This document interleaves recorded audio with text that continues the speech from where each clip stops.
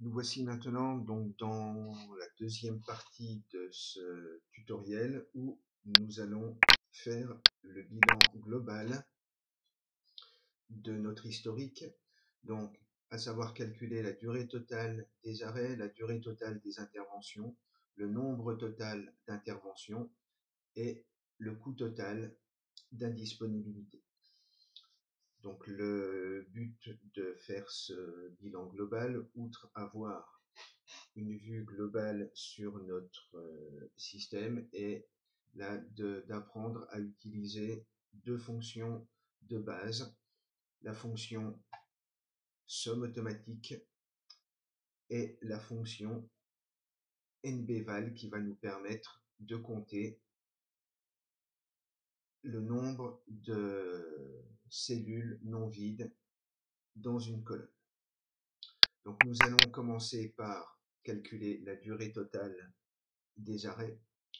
Donc nous nous positionnons en dessous de la cellule titre et donc je vais aller cliquer sur somme automatique.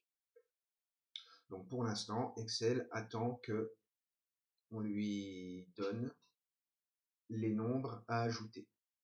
Donc moi, mes valeurs se trouvant sur l'historique, je clique sur l'onglet historique et travail demandé et je me positionne sur la première case, la première cellule de mon temps d'arrêt machine. Et ensuite, pour pouvoir sélectionner toute ma colonne, je vais appuyer en même temps sur les touches CTRL, majuscule et flèche du bas. L'ensemble des données de ma colonne est sélectionné. Je vais donc appuyer ensuite sur Entrée pour valider ma cellule, pour valider ma formule.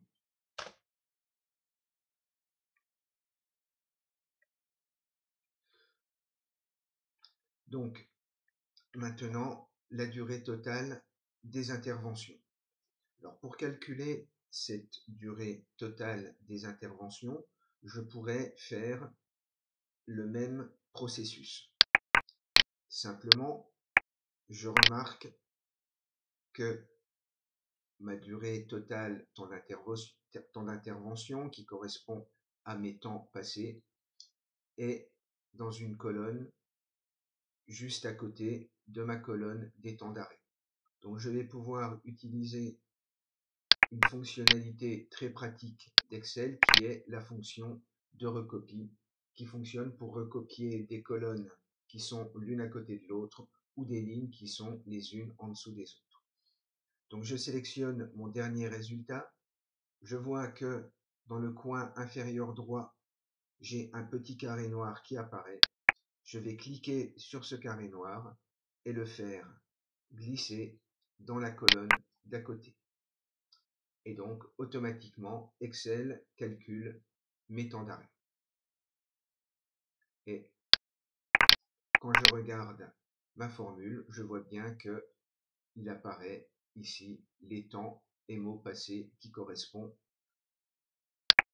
au titre de ma colonne. Je vais faire les coûts totaux d'indisponibilité. Donc, pareil, somme automatique. Je ne m'occupe pas de ce que Excel a sélectionné par défaut. Je retourne dans mon historique. Je me mets sur la première ligne de mes coûts totaux.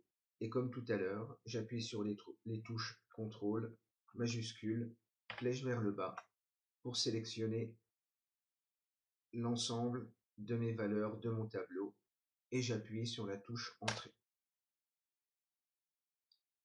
Voilà qui est fait pour mes coûts. Maintenant, je vais déterminer le nombre total d'interventions que j'ai réalisées sur mon système. Donc pour cela, je vais ici utiliser l'outil insérer une fonction. Et dans la recherche, je vais taper nbval et je vais rechercher. Donc nbval, Excel m'indique que cela détermine le nombre de cellules d'une plage qui ne sont pas vides. Donc je sélectionne cette fonction et j'appuie sur OK. Et donc là apparaît une fenêtre intitulée Argument de la fonction qui va me permettre de sélectionner l'ensemble des valeurs, la plage Excel sur laquelle je vais compter mon nombre de valeurs. Donc je clique sur ce bouton, je retourne sur l'historique et travail demandé, et là je vais me mettre dans la colonne désignation des travaux, toujours la même combinaison de touches, CTRL, majuscule, flèche vers le bas, et je valide en appuyant sur la touche entrée. Je reviens à ma fenêtre et là, ensuite, j'appuie sur OK. Donc, nous avons 232 interventions. Donc, comme précédemment, je vais mettre en forme mon tableau. Donc là, en sélectionnant l'ensemble de mes cellules. Donc, je les ai sélectionnées manuellement. Je peux les sélectionner aussi, toujours pareil, par la combinaison de touches CTRL et A. Mon menu insertion, tableau. Donc je vérifie que j'ai mes en-têtes, que j'ai bien coché la case, si c'est le cas, et je valide. Et comme précédemment, je vais sélectionner une représentation qui me correspond.